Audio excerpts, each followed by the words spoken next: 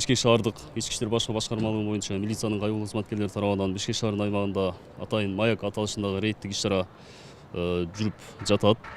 Алдын ала маалыматтар боюнча кечээ атайын айдоочуларга эскертүү катары маалымат бергенбиз. Бүгүнкү рейдтин негизги максаты бул атайын ыкчам кызматтык унааларга жөнөкөй автоунаалардын жол бошотуп берүүсүн камсыз кылуу максатында рейдтик иш-чара өткөрүп атабыз. Тез жардам унаасын пожарныйларды ийимдин кызматтуу унааларына жол берип бошотуп берүүсүн толук камсыз кылуу максаты болуп атат.